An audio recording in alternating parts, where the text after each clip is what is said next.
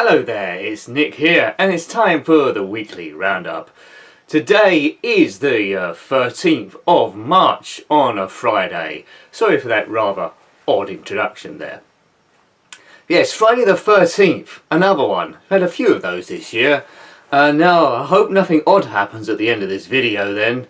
There's been a few bad things, tornadoes and helicopters crashing and planes sliding through and odd sort of beasts smashing up the set, but hopefully that doesn't happen this time.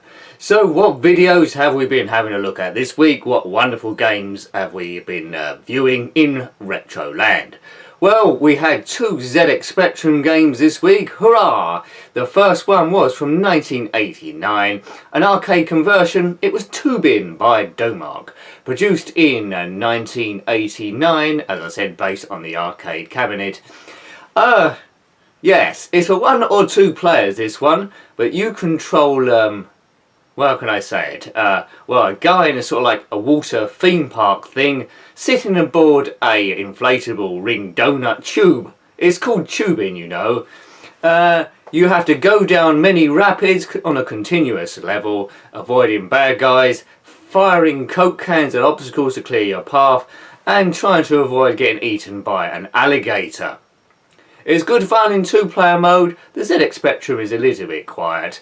We'll be having a look at it on the Amiga on some stage, I'm sure. But I don't mind the game. It's a lack of music on the 48K, but I like looking at the 48K versions. Give me a bit more nostalgia. Although undoubtedly the 128K versions are best.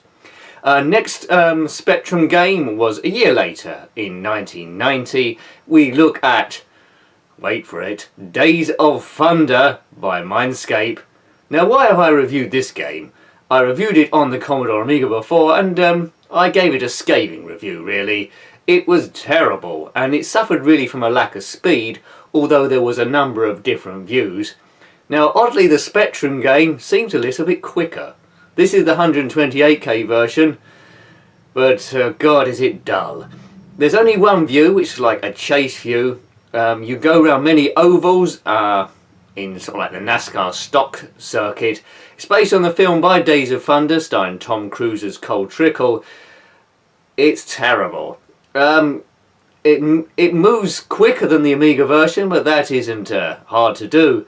A snail tied to an anvil will probably move quicker. You go around these different circuits, having to qualify first of all, and then compete up to 14 laps. So I done a few circuits, although I didn't do the full 14 laps. It was quite a relief to crash and die, to be honest. It is a candidate for the most dullest game ever, but you be your own judge. It does use vector graphics though, so that's the one and only plus point of the entire game. So in terms of programming, I give them a tick there, which moves it above Jack and the Beanstalk as the worst Spectrum game ever. Now we move on to the Commodore Amiga, as sequels go. Space Harrier 2, produced by Grand Slam in 1989. The sequel to the original Space Harrier. I made a bit of a mistake in the video Space Harrier 2. This one isn't based on an arcade. Bit of a boo-boo by me. It's based on the Sega game. But anyway, I'm not perfect, as you've noticed by now. So what does Space Harrier 2 bring you that Space Harrier didn't?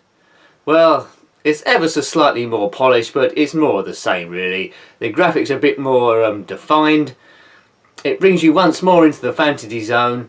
The music's a little bit loud on this one. You have a choice of music or sound effects. In the review I should have turned the music down ever so slightly, I think. I just about got away with it. I prefer the original Space Harrier rather than Space Harrier 2. There's a bit of sense of the programmers are milking it a little bit. And why not? The game sold in droves. It was a very popular original game in the arcades anyway. I probably would have done the same thing. Earn a bit of pension money. I don't blame them there. What happened next? Let's think. What did I do next? Yes, cue card someone. Oh yes, Game Boy Advance, another arcade conversion. It was Rampage by Zoo Corporation in 2005. This came on a cartridge also with Paperboy, which I've also reviewed. The Paperboy conversion, although good, there were a few flaws with it. collision detection wasn't very good and it drifted slowly into the road. Rampage is a bit better in terms of arcade conversions. You can control either a massive gorilla, influenced by King Kong, a lizard, influenced by Godzilla, and a massive werewolf, influenced by drugs, I think. So you have to go across America. Well, that's explaining it a bit too flamboyantly.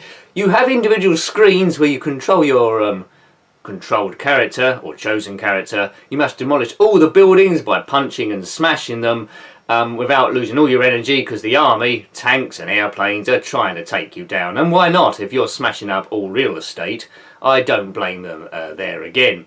I think there's over, well, it's about 100, I can't remember how many levels, but there's loads. It goes over days. I think there's 128 days for memory, but I could be wrong.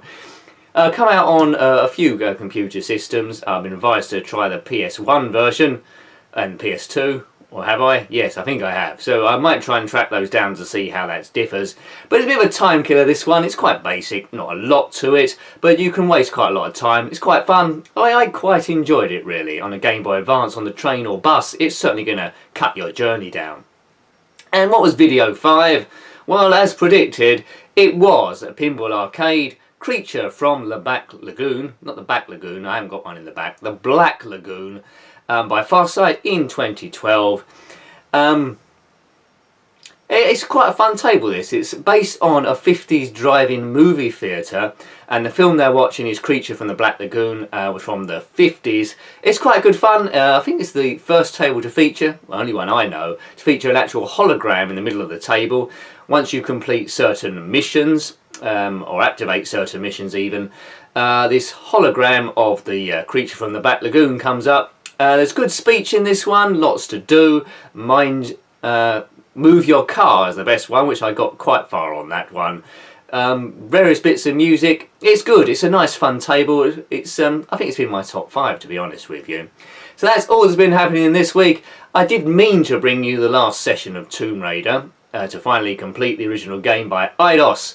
But there's one bit I'm keep mucking up on.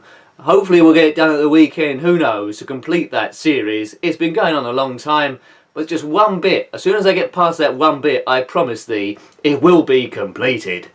So, thanks for watching the videos as always, and that doesn't sound very promising. There's some sort of caving going on. So thanks for watching the videos as always, and until next time, goodbye! No, that doesn't sound good at all, I'm off. Goodbye.